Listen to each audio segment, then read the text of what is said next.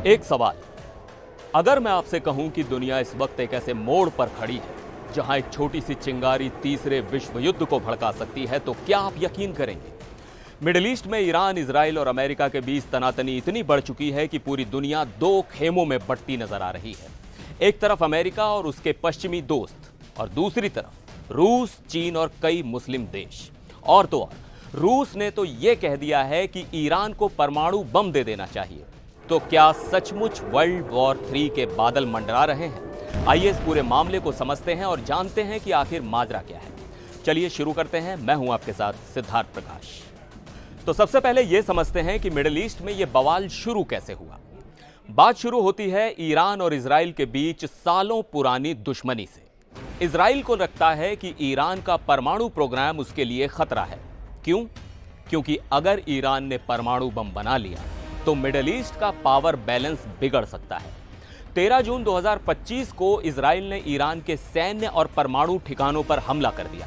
जवाब में ईरान ने इजराइल पर सैकड़ों बैलिस्टिक मिसाइलें और ड्रोन दागे। इस हमले में इजराइल में 24 लोग मारे गए और सैकड़ों घायल हुए, जबकि ईरान में 224 लोगों की मौत हुई। लेकिन रुकिए, यह तो सिर्फ शुरुआत थी। इस जंग में अब अमेरिका भी कूद पड़ा। रविवार सुबह अमेरिका ने ईरान के 3 बड़े परमाणु ठिकानों फोर्दो, नतांज और इस्फहान पर बंकर बस्टर बमों से हमला किया। ये बम इतने खतरनाक हैं कि 60 से 90 मीटर गहरे बंकरों को भी तबाह कर सकते हैं। अब सवाल यह है, क्या ये हमले सिर्फ ईरान के परमाणु प्रोग्राम को रोकने के लिए थे या इसके पीछे कोई बड़ा गेम प्लान है? चलिए आगे बढ़ते हैं। अब इस जंग ने पूरी दुनिया को दो खेमों में बांट दिया है। एक तरफ है अमेरिका, इजराइल और उनके पश्चिमी दोस्त जैसे यूके, फ्रांस और जर्मनी। इनका मानना है कि ईरान का परमाणु प्रोग्राम पूरी दुनिया के लिए खतरा है। अमेरिका के राष्ट्रपति डोनाल्ड ट्रंप ने तो साफ कह दिया कि ईरान को परमाणु हथियार नहीं बनाने देंगे।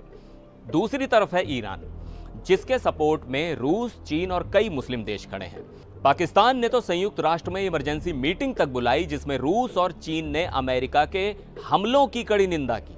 और हां, नॉर्थ कोरिया का तानाशाह किम जोंग उन भी इस मामले में कूद पड़ा। उसने ईरान पर अमेरिकी हमलों की निंदा की और कहा कि यह अंतर्राष्ट्रीय शांति के लिए खतरा है। तो क्या आपको नहीं लगता कि ये सारी टीमें बन रही हैं जैसे कोई बड़ा क्रिकेट मैच होने वाला हो? लेकिन यह मैच मिसाइलों और बमों से खेला जा रहा है। अब बात उस बयान की जिसने दुनिया में खलबली मचा दी। रूस के बिग बॉस पुतिन के करीबी दिमित्री मेदवेदेव ने एक्स पर बम फोड़ा। कहा, कई देश ईरान को अपने परमाणु हथियार दे सकते हैं। यह बयान तब आया जब अमेरिका ने ईरान के 3 न्यूक्लियर साइट्स फोर्दो, नतांज और इस्फहान पर बंकर बस्टर बमों से हमला किया। लेकिन रुकिए, क्या यह सच है? चलिए इसकी तह में जाते हैं। मेदवेदेव, जो रूस की सिक्योरिटी काउंसिल के डिप्टी चेयरमैन हैं, उन्होंने यह नहीं बताया कि कौन से देश ईरान को न्यूक्लियर बम देने को तैयार हैं। उनका कहना था कि अमेरिका का पहला हमला फेल हो गया और ईरान का न्यूक्लियर प्रोग्राम अभी भी जिंदा है। पर एक्सपर्ट्स कहते हैं यह बात हवा हवाई है। पावेल पोडविक, यूनाइटेड नेशंस के न्यूक्लियर रिसर्चर, कहते हैं कि परमाणु बम देना कोई बच्चों का खेल नहीं है। यह तकनीकी और कूटनीतिक रूप से इतना पेचीदा है कि लगभग नामुमकिन है। और अगर कोई देश ऐसा करता भी है तो अमेरिका, इजराइल का जवाबी हमला भयंकर होगा। और हां, रूस और ईरान की यारी पुरानी है। ईरान का बुशहर न्यूक्लियर प्लांट रूस की मदद से चलता है, लेकिन न्यूक्लियर बम देना, वो अभी सिर्फ जुबानी जंग लगता है ताकि अमेरिका पर दबाव बनाया जा सके। चलिए अब बात करते हैं नॉर्थ कोरिया और पाकिस्तान की। नॉर्थ कोरिया ने भले ही ईरान के पक्ष में बयान दिए हों, लेकिन अभी तक कोई सबूत नहीं है कि वो सीधे इस जंग में शामिल है। हां, कुछ पुरानी रिपोर्ट्स में कहा गया था कि नॉर्थ कोरिया ने ईरान को परमाणु तकनीक देने की कोशिश की थी, लेकिन ये बातें पक्की नहीं है। वहीं पाकिस्तान का रोल थोड़ा दिलचस्प है। पाकिस्तान ने यूएन में ईरान के लिए इमरजेंसी मीटिंग बुलाई और अमेरिकी हमलों की निंदा की।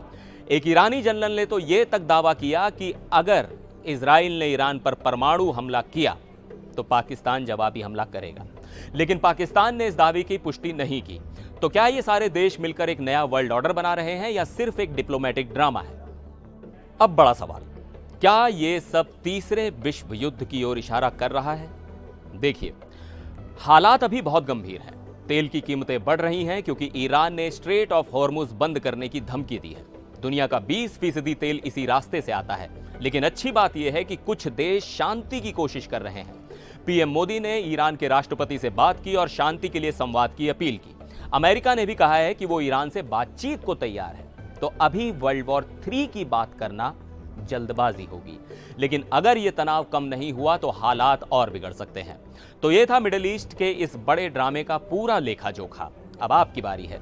क्या आपको लगता है कि यह तनाव तीसरे विश्व युद्ध की ओर ले जाएगा या कूटनीति से सब ठीक हो जाएगा? कमेंट में बताइए और इस वीडियो को लाइक, शेयर और सब्सक्राइब करना ना भूलें। फिर मिलेंगे एक और वीडियो में, तब तक के लिए नमस्कार।